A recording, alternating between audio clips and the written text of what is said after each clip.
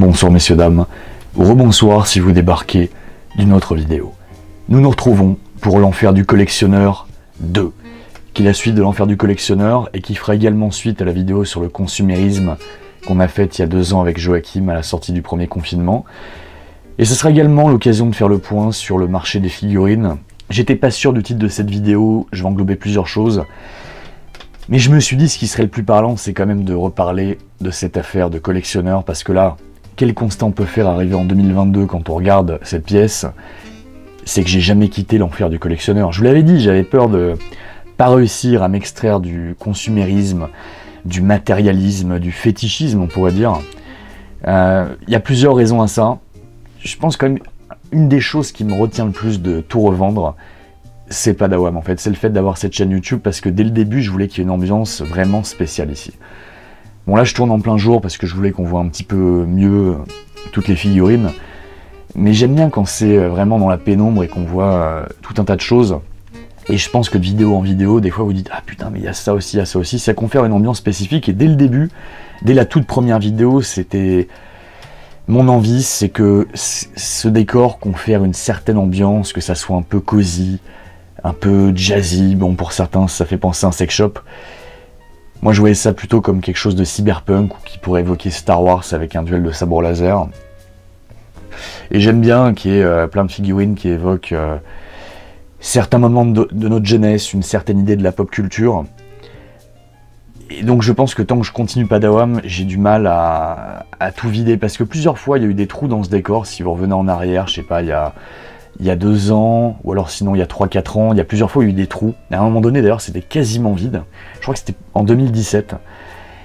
Et je regardais le rendu en vidéo et je me disais putain mais c'est un peu glauque, ça fait un peu de la peine. Donc, et puis après, je me suis dit, ah, il y a cette figurine qui m'intéresse, il y a ce truc là qui m'intéresse. À l'origine, c'était que des jeux vidéo, il y avait aussi quelques goodies. Et progressivement, ça s'est transformé uniquement en figurines. Là où il y a tout un tas de marques, il y a du Super 7, du NECA, du Hot Toys, il y a des Figma, enfin il y a plein de choses. Bref, mais c'est pas que ça, c'est pas que pour le décor, c'est aussi que j'ai un véritable attachement dont j'arrive pas à me débarrasser aux figurines. L'année dernière, j'ai craqué pour des Tortues Ninja. Ça, c'est vraiment... je pense, une envie de retomber en enfance.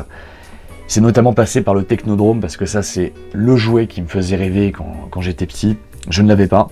Et je trouve que c'est magnifique. C'est vraiment un des plus beaux jouets qu'on a eu dans les années 90 pour moi. J'ai racheté des tortues, j'ai acheté les égouts qui allaient avec le Technodrome. Il faudra que je vous montre ça un jour. J'ai fait un room tour rapide en Members Only, mais rapidement avec l'iPhone. J'aimerais vraiment prendre le temps de faire une vidéo où je montre tout séparément. Là, je pense que je vais quand même faire des inserts. Vous voyez un petit peu chaque partie. Mais ouais, vraiment, la partie Technodrome avec les égouts, les tortues, ça m'évoque vraiment une puissance nostalgique de dingue. J'ai craqué aussi pour les NECA, la version animée, qui sont super bien faites. Et de ce côté-là, j'ai pris un diorama NECA, Toon, on m'a demandé. Alors, il est vraiment dur à trouver parce que NECA n'en a pas produit assez. Et j'ai acheté des figurines Super 7, pareil, quelqu'un m'avait contacté, un fan comme moi des Tortues Ninja, et lui aussi, quand il a vu la vidéo qu'on a faite avec Edge, il s'est dit « Ah putain, c'est vachement sympa », parce qu'en fait, c'est les Tortues Ninja qu'on avait quand on était gamin, donc celle-ci, mais réimaginée en plus grand. Je suis tombé complètement dingue de cette collection. Mais, comme je vous l'avais dit dans la vidéo précédente, maintenant c'est fini, je ne suis plus dans l'optique de tout collectionner jusqu'à la moindre figurine, au moindre truc qui me manquerait, parce que ça, quand je sais, hein, je vous avais évoqué dans la première vidéo, il y a plusieurs passages de ma vie où j'ai eu diverses collections. Il y a eu les Midclaws, il y a eu Muse, j'avais toute une collection de cassettes, de vinyles, de CD. J'ai une partie de ma vie où j'étais à fond dans Metal Gear, dans plein de goodies, dans des trucs à la con qui servaient vraiment à rien. J'ai eu la partie jeux vidéo, évidemment, avant de tout donner à la boutique Game Haven. Puis là, ces dernières années, petit à petit, ça a été des figurines. Mais voilà, je suis pas dans un délire où je veux chaque figurine. Parce que les Midclaws, c'était ça. Les Midclaws, il me les fallait toutes. Et ça devenait de plus en plus cher. Après, Bandai s'était foutu de notre gueule en sortant des V2. Arrivé à 2022, ça continue. Hein. Les Midclaws, c'est incroyable, ça continue. Des fois, je passe à Manga Story et j'en vois, même dans d'autres boutiques. Et ils font des trucs absolument magnifiques maintenant. Et je suis bien content de ne plus être aussi à fond sur Senseiya que je l'étais quand j'étais adolescent, jeune adulte. Même si je suis encore très attaché, je vous dois encore une vidéo sur Senseiya, c'est promis, ça arrivera tôt ou tard. Parce que ça représente aussi une grosse partie de mon enfance avec les Tortues Ninja, avec Dragon Ball Z évidemment. Mais les Mythclos, c'est un délire quoi. À l'époque, ça coûtait genre 50 €, maintenant c'est genre 150 balles la figurine. T'en as des très rares. T'as notamment les Chevaliers Noirs qu'ils avaient sortis, là, comme à l'époque d'ailleurs pour les Vintage, ils ont sorti des Chevaliers Noirs. Mais je crois que je me répète, je crois que je l'avais dit dans la vidéo précédente. Vous m'excuserez. Bref, voilà, je veux plus être dans un délire où je me lance par exemple les Tortues Ninja, je veux pas avoir toutes les figurines d'une gamme. Surtout que Super Seven, elles sont pas données les figurines. C'est assez cher, je crois que c'est entre 50 et 60 $ pour le prix de base. Bon évidemment maintenant, vu l'état du monde avec l'essence, les douanes, les taxes, etc. Chez nous, quand on importe ça, on en a pour 70 € la figurine, voire 80 balles. Et du coup je me suis dit en fait à la limite, il y a une boutique que j'aime beaucoup à Paris. C'est Luluberlu. Bon, je les ai pas toutes prises chez eux, mais eux, ils les vendent 80 €. Et franchement, c'est pas si cher que ça quand vous regardez bien. Parce que vous avez comme une chance non négligeable, si vous en prenez genre 2 ou 3, de vous taper la douane et de payer en fait plus cher que 80 € la figurine. Luluberlu, moi, c'est vraiment une boutique que j'adore. Hein. Je sais pas si j'en ai assez parlé, mais j'aime bien y faire un tour de temps en temps. Parce qu'ils sont hyper éclectiques. Ils n'ont pas que des jouets des années 80-90, t'as aussi des trucs beaucoup plus récents, d'ailleurs là ils font les Super Seven, ils font des NECA, et ils essaient vraiment d'être le plus juste possible sur les prix des figurines actuelles. Là où ça peut devenir un peu cher, c'est sur de l'ancien, mais c'est compréhensible, hein. Ils ont une boutique énorme, le loyer, l'électricité. Moi j'aime beaucoup les vendeurs, j'avais vu des retours assez négatifs sur internet, sur les avis là, de ce magasin, parce qu'ils ont peut-être un côté un peu froid à l'ancienne, mais franchement quand vous leur parlez, ils sont adorables, ils connaissent plein de trucs. Une fois j'avais parlé pendant genre une demi-heure avec un des gérants de Star Wars, il était à fond, enfin hyper connaisseur, c'était super sympa. Bref, je m'égare un petit peu, mais ouais, donc du coup, j'ai pas réussi à complètement lâcher la collection, mais j'ai vraiment envie de le faire, hein. Comme je vous l'ai dit il y a 2 ans, je crois que j'ai vraiment pris, je sais pas, c'est pas genre j'ai pas eu une illumination divine, mais le confinement m'a fait beaucoup réfléchir, comme je pense beaucoup d'entre vous. Et là, plus j'avance dans ma vie, plus je vieillis, plus... Déjà, je sais que cette chaîne, je vais pas la continuer ad vitam aeternam.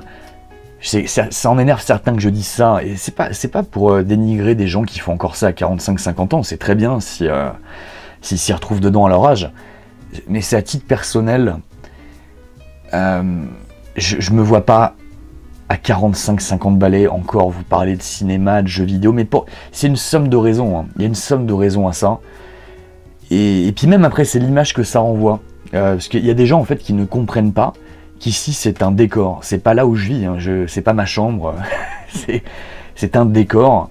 Je veux qu'il y ait une certaine ambiance, par contre après ce sont mes pièces.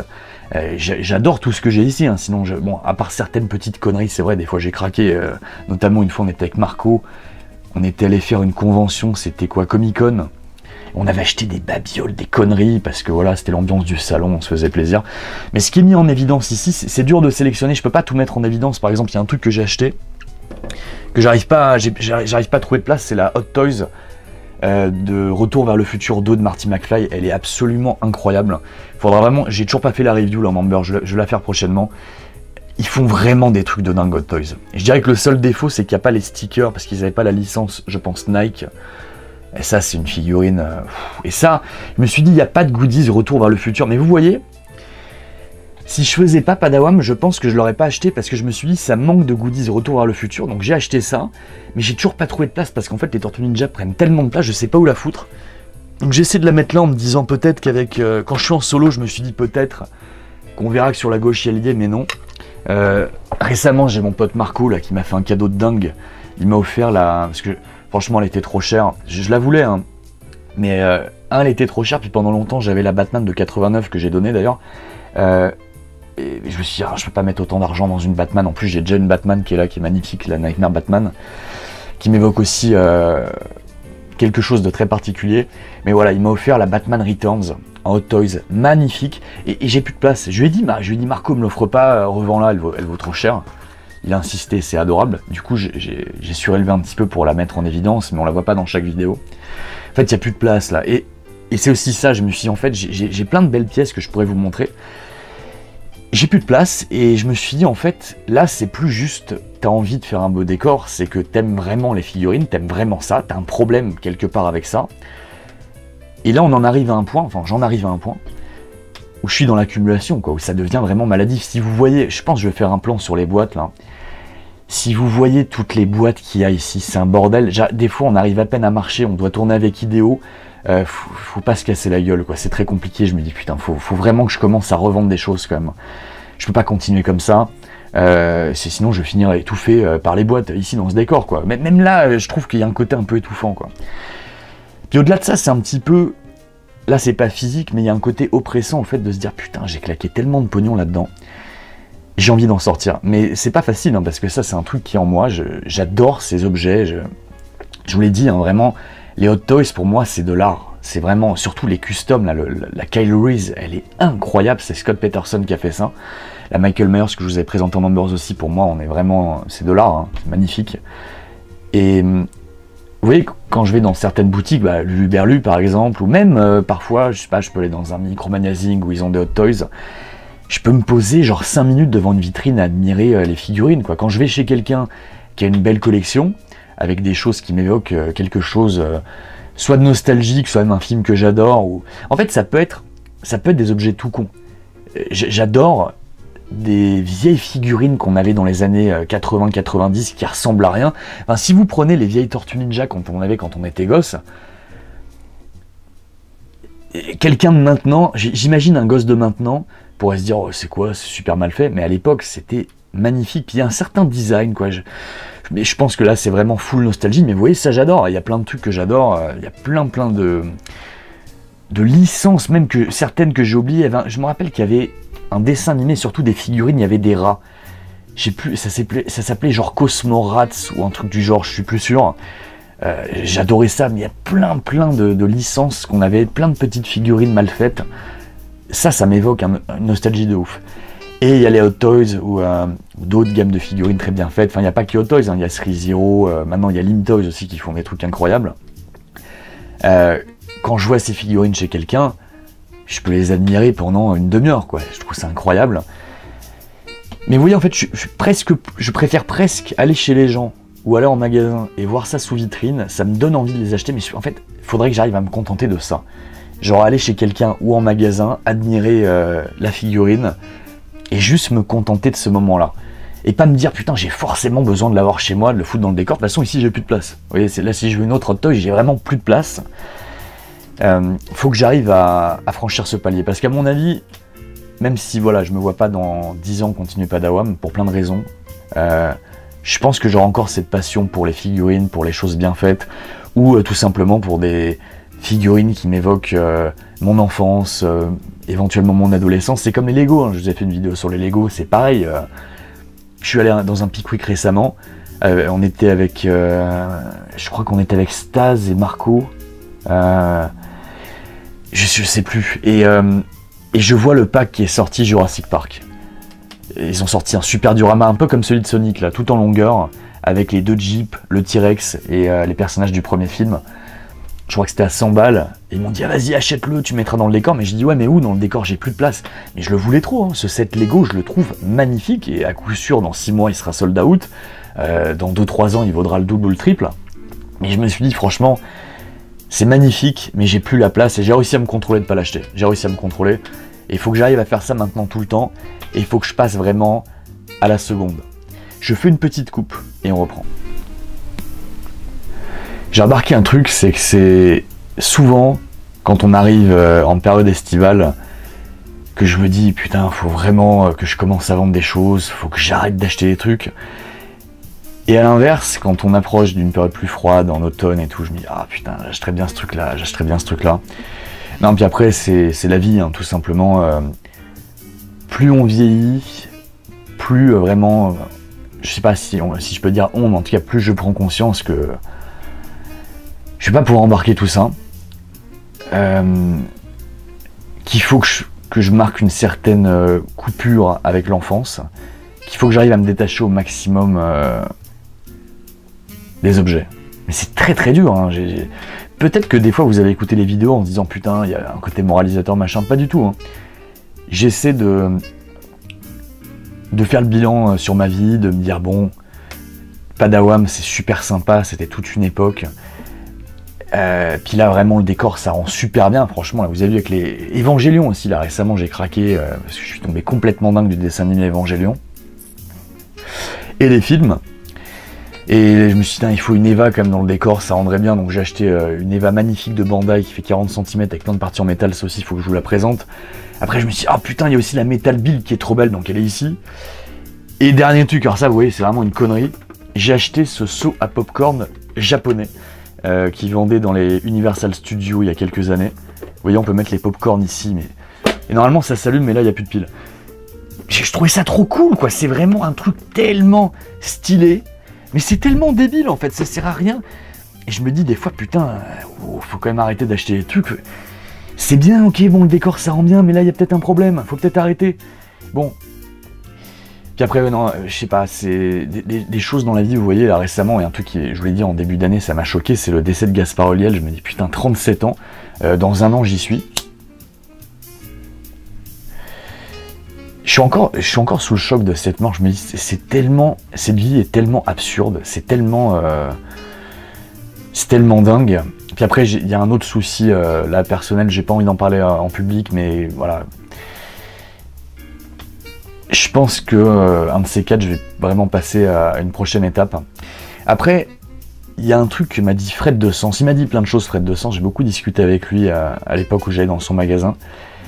Et plus d'une fois, je me suis dit, ouais, il me dit ça, mais moi, voilà, on peut pas généraliser les gens. Si ça se trouve, moi, j'aurais pas du tout le même parcours que les autres. Il m'avait dit un truc qui m'avait marqué. Déjà, il m'avait dit que les collections, ça allait par vagues. C'est que parfois, parce que 15 ans plus tard, des enfants ont grandi, que certains objets cotent. Ce qui s'est passé avec la SNES et la Mega Drive, ce qui est en train de se passer avec la PlayStation, la GameCube, ou pire, là, actuellement, la Game Boy, Pokémon, les jeux Game Boy, etc., ça cote, mais plus que jamais. Putain, on m'aurait dit ça il y a 15 ans, j'y aurais jamais cru. J'avais tout, moi, en Pokémon. Je vous l'ai pas dit.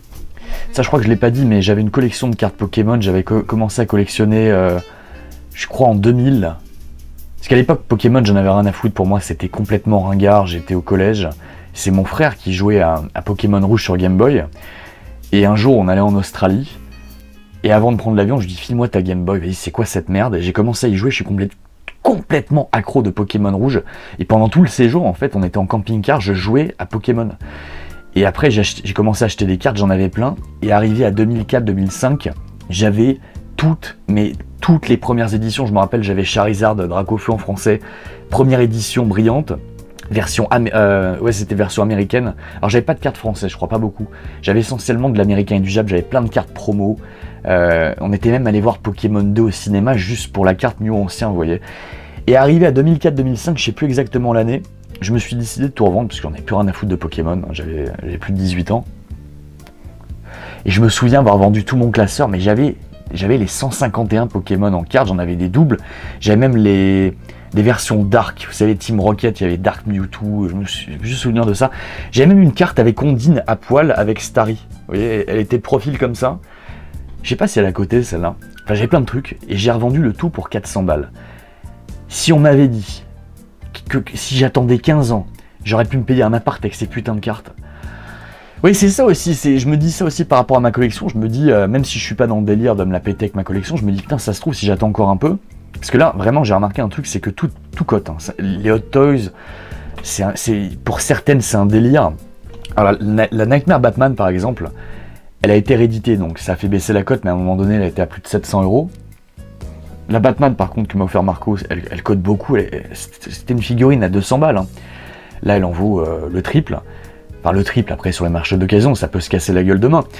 Mais la tendance actuellement sur pas mal de figurines Hot Toys, surtout celles dont on se demande s'ils vont les rééditer un jour, par exemple la Ripley de Alien, qui est magnifique. Je suis con, hein, j'aurais vraiment dû l'acheter, mais je trouvais que la tête était un peu foirée. Ben, elle, pareil, ça valait 200 balles, maintenant elle en vaut 700 ou 800. Ben, ces figurines-là, en fait, de films, dont on se dit ils vont peut-être pas les rééditer un jour, ça cote de ouf. Parce qu'en fait, Hot Toys, ça je peux faire une parenthèse là-dessus, moi personnellement je suis très déçu. C'est aussi ça, je crois que ça pèse dans la balance, qui fait aussi que je suis moins attiré par les Hot Toys qu'avant. c'est qu'il y a une époque où ils étaient à fond sur les films des années 80, 90, il y avait plein de surprises. Et ces dernières années, surtout ces 2 dernières années, et même pour ce qui est prévu pour le calendrier des 2 prochaines années, c'est quoi? C'est du Marvel, du DC, du Star Wars. En fait, c'est que les gros films, les gros blockbusters. Mais les films des années 80-90 qu'on a tous adorés, ils ont complètement laissé tomber. Pourquoi? Parce que ça se vend pas assez. Vous voyez, par exemple, Matrix Résurrection s'est complètement planté au box-office. Ils avaient dit, on va peut-être faire une figurine de Neo dans le 4, mais devant l'échec du film au box-office, ils se sont dit, bah non, on va pas le faire. Et ils devaient même sortir Morpheus, Trinity. Bon, finalement, c'est des compagnies chinoises qui en ont sorti. Il y en a une qui était très jolie, là. Une compagnie chinoise. J'ai failli l'acheter, mais ça coûtait assez cher quand même, donc je suis passé à côté, puis j'ai plus de place encore une fois, mais une compagnie chinoise qui a sorti une figurine de Trinity 1/6, très très belle. Elle s'appelle Cyber Killer, si ça vous intéresse. Mais voilà, Hot Toys, normalement, aurait dû la sortir. Et donc voilà, moi ça me désintéresse un peu de ce qu'ils font. Il y a une époque où j'allais sur le site de Sideshow et je regardais les sorties à venir. Et il y en a qui, voilà, ça me passionnait. Je me disais, ah, putain, elle est trop belle, je regardais toutes les photos, je pouvais rester 1 heure devant le site. Et actuellement, j'en ai plus rien à foutre parce que c'est que des films de super-héros ou Star Wars. Ça ne m'intrigue plus. Par contre, là, ce pourquoi j'ai craqué, c'est des délires d'enfance. Il y a vraiment, je vous l'ai dit dans la vidéo avec Edge, mais 2 compagnies pour moi qui font des trucs magnifiques. Et ça cible vraiment, mais parfaitement, des gens comme moi qui ont, je pense, à peu près 35-40 ans. Ceux qui ont grandi avec les Tortues Ninja, bah, là, franchement, NECA et Super Seven, ils régalent. Hein. Et là, Super Seven, pour moi, c'est mes chouchous, ils font des trucs de fou. Ils sortent, là, l'année prochaine, ils ont prévu de sortir un gorille avec son bazooka banane, c'est génial. Et ça me donne envie de l'acheter, vous voyez. Il va falloir que vraiment je me contrôle, mais j'ai envie de la mettre dans le décor, là. Bref, mais je reviens à Fred. Et donc Fred, voilà, il m'avait dit que, voilà, 15 ans plus tard, parce que les enfants ont grandi, tout d'un coup, t'as un truc qui pouvait coter de ouf, et ça s'est confirmé. Hein. Je le croyais pas quand il me parlait de la GameCube qui allait coter, etc. Je me dis non, il exagère. Moi, mon analyse, c'était que parce que c'était des boîtes en carton, que la Super NES, fallait tellement bien les conserver, et peut-être aussi parce qu'on était... C'était une autre époque où les gamins jetaient facilement les boîtes, mais même, voilà, les boîtes en carton étaient très facilement abîmables. Que les boîtes GameCube, c'est un peu comme des DVD, t'as moins de chances de les abîmer, c'est beaucoup plus facile d'en trouver. Mais je me suis trompé parce que t'as quand même pas mal de jeux GameCube, et même toute l'époque PlayStation, PS2, etc., t'as des trucs qui cotent, hein, des trucs très surprenants. Mais l'autre truc qu'il m'avait dit, tu sais, la vie, c'est par phase. C'est des fois, et il m'avait dit ça avant que je donne toute ma collection, ce que je lui avais dit. Hein. Et je sentais que ça l'énervait un petit peu que je puisse donner autant d'objets à une boutique. Et bref, il m'avait dit, tu sais, là tu fais une crise, mais dans 5-10 ans, ça prendra peut-être 15 ans, tu auras envie de tout racheter. Il m'avait dit ça pour les jeux vidéo. Alors par contre, il s'est trompé, parce qu'une fois que j'ai donné ma collection, jamais j'ai eu l'envie de nouveau de collectionner de la Super NES, de la Mega Drive, des packs Mega Drive, comme c'était arrivé avant. Mais je crois en partie à cause de YouTube. Je pense que il y a eu une telle profusion autour de tout l'aspect brocante, les gens qui font des retours de vide-grenier, qui présentent leur collection, en fait la ribambelle, la profusion de « je monte ma collection ». Autant les figurines, moi, je vous dis, ça m'intéresse. Si je vais chez quelqu'un, je peux vraiment rester une demi-heure, 1 heure à admirer ce qu'il a, surtout si c'est des trucs que j'ai pas. Et des fois, parfois, t'as la figurine chez toi, mais parce que c'est éclairé d'une meilleure manière. Moi, il y a un truc que je regrette ici, c'est que j'aimerais bien avoir, idéalement, ce que j'aurais bien aimé avoir une plus grande pièce, avec une belle vitrine, des belles lumières, vous voyez, qui mettent vraiment bien en valeur la figurine, comme la collection de Virtual Devil. Là, des fois, je regarde, j'aimerais bien qu'il refasse des vidéos collection, parce que ça, je peux regarder ses vidéos en boucle. Hein. Il a vraiment, il met super bien en valeur ses figurines, avec des belles étagères, des belles lumières. Bref, voilà, je peux passer beaucoup de temps à admirer ça. Par contre, voir des jeux vidéo sur des étagères, tu sais, où tu vois juste les tranches, etc., des amoncellements de packs, bof. Quand c'est bien mis en valeur, oui, ça peut, je peux avoir la nostalgie qui revient, mais voilà, je pense que c'est la profusion de vidéos, de brocante, toutes ces conneries. Je crois que ça m'a un peu dégoûté. Peut-être aussi une période où j'avais tellement de jeux vidéo chez moi que ça m'a automatiquement dégoûté. En tout cas, c'est parvenu. Mais Fred m'avait dit, fais gaffe parce qu'un jour ça va revenir. Tu t'y attendras pas et tu vas faire peut-être ta crise de la quarantaine et tu vas avoir envie de tout racheter. Mais finalement, je suis passé sur autre chose, les figurines. Et vous voyez, 2-3 fois, j'ai revendu des trucs. Bah, par exemple, j'avais vendu la Coyote de Link Toys. Et j'avais vendu aussi le Venom Snake. Mais c'est surtout la Coyote. putain, je l'ai revendu. Et genre, bon là, il s'est pas passé des années, hein, mais genre, peut-être 2 mois après, je me suis dit, oh putain, elle était trop belle, fait chier, j'aurais pas dû la revendre. Et je l'ai racheté. Et grâce à Lim Toys d'ailleurs, parce qu'elle était en rupture de stock, donc j'ai réussi à la reprendre grâce à eux, parce que j'ai un contact. Et j'ai peur que si je revends tout, mais surtout les trucs Tortue Ninja, j'ai très peur de ça. Mais vraiment, dans l'endroit où je vais bouger prochainement, je sais pas encore quand exactement, mais je pense que je vais encore rester ici 1 an. J'aurais pas la place, quoi, j'aurais pas la place, puis après je me dis, j'ai pas envie de devoir m'inquiéter du Sunfade, de toutes ces conneries, mais je sens que je vais le regretter. Du coup, je me suis dit, en fait, ça, faut que je le file à un pote. Faut que je file les trucs Tortue Ninja à un pote, comme ça, dans 5-10 ans, s'il m'assure de pas revendre, j'irai chez lui, et je me dirai, ah putain, ouais, c'est quand même vachement beau. Mais j'ai très peur très peur de me dire, ah c'est bon, vas-y, je suis passé à autre chose, c'est bon, j'ai plus besoin de toutes ces conneries. Et de regretter dans 2 ans, dans 5 ans, dans 10 ans. Et puis après, clairement, je pourrais plus les racheter. Hein. Les Hot Toys, ça sera impossible. Parce que franchement, je pense que ça va pas s'améliorer. Sauf dans les cas où ils rééditent, mais ils rééditent que des trucs vraiment très demandés, très populaires, voilà, comme Batman, les super-héros, les Iron Man, toutes ces conneries. Ça par contre, vous voyez, ça c'est des trucs, ça va être de plus en plus introuvable, de plus en plus cher, le Technodrome, pour le trouver complet comme là, c'est... Et encore, je vous dis, il est même pas complet parce qu'il me manque le petit crank là. Le petit crank qui était donné avec, je l'ai pas. Mais ça, je vais pas mettre de l'argent dedans à 45 ans, vous voyez. Pour ça, là j'en profite un max, mais sévère envie de regretter, je vous avoue, voilà. Voilà, sinon pour faire une dernière parenthèse sur les gammes actuelles, qu'est-ce qui m'intéresse, je vous dis, en fait, je pense que là je suis dans un shift de ce qui me passionne le plus, c'est les vieux jouets, vous voyez, les maîtres de l'univers. Alors ça c'est marrant, les maîtres de l'univers, j'ai pas regardé le dessin animé quand j'étais gauche, je suis passé complètement à côté, mais j'avais un pote qui avait le château, et le château des ombres, c'est toujours un truc qui m'a fait rêver. Y a Hubert, la cousin Hubert, qui m'a parlé d'un autre truc, c'était je crois le château de Skeletor. Et apparemment, tu avais une sorte de talkie-walkie ou d'interphone et tu pouvais parler à travers ce truc et il y avait genre des enceintes dans le château. Je sais plus ce qu'il m'a dit. Ça a l'air vachement sympa ça aussi. Et moi, c'est le château des ombres qui me fait rêver et je l'ai acheté quoi. Et je me suis dit putain, ça rendra super bien dans le décor avec un petit Skeletor devant. Alors là, c'est pas le Skeletor de l'époque, c'est le Skeletor aussi. Encore une fois, c'est Super Seven qui a sorti une gamme. En fait, il y a tellement de variations dans les maîtres de l'univers, je sais plus exactement ce que c'est. Attendez, je crois que j'ai une boîte là. Ah, ça, vous savez quoi ? Ceux qui viennent à un certain endroit samedi, je vais offrir ça. Voilà, c'est cette gamme là en fait. Parce que du coup, moi je voulais juste Skeletor, mais c'était... J'avais trouvé une annonce sur eBay, et ils vendaient Musclor avec, Iman. Et donc c'est quoi comme gamme? C'est... Est-ce que c'est indiqué? C'est Super Seven, voilà.